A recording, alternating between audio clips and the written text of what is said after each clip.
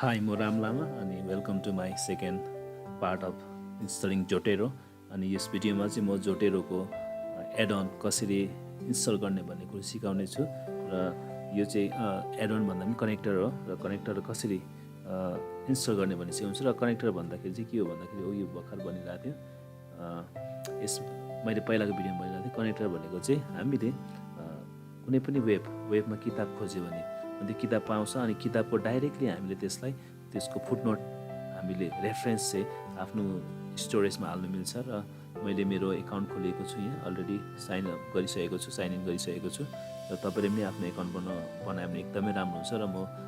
suggest गर्छु please आफ्नो account बनाउनुहोस् र मैले त्यहाँ पहिलाको भिडियोमा भनिसकेको छु कसरी एकाउन्ट बनाउने भनेर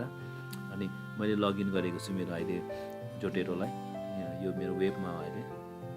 अनि यहाँ मैले केही रेफरेन्सहरू राखेको छु है रेफरेन्सहरू छ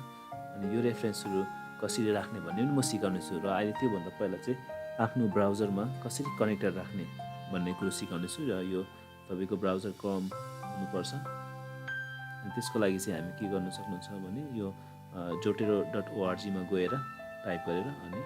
यहाँ होम पेजमा डाउनलोड अप्सन छ त्यो डाउनलोडलाई क्लिक गर्नुपर्छ डाउनलोडलाई क्लिक गरेपछि यहाँ हामी पाउँछौँ Zotero connector save to Zotero from your browser भनेर लेखेको छ र इन्स्टल क्रम कनेक्टर है यहाँ मैले क्रम चलाएको हुनाले यहाँ क्रम कनेक्टर भनिरहेको छ र यसलाई हामीले क्लिक गर्नुपर्छ अनि क्लिक गर्दाखेरि हामी क्रम वेब स्टोरमा जान्छौँ यो चाहिँ एड अन हुन्छ अनि हामीले यसलाई एड टु क्रम गरौँ यसलाई क्लिक गरौँ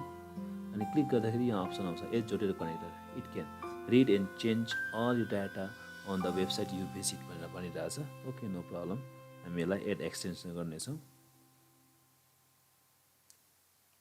एकछिन पर्ख्यौँ अनि यहाँ भनेको छ अहिले अप्सन आयो Zotero connector has been added to Chrome use the extension by clicking on this icon or by pressing control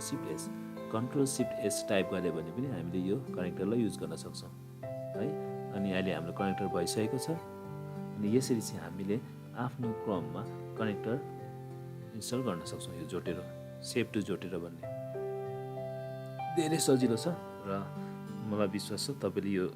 सक्नु भएको छ यदि कन्फ्युजन भयो भने तपाईँले फेरि पनि कमेन्ट बक्समा लेखेर मलाई पठाउन सक्नुहुन्छ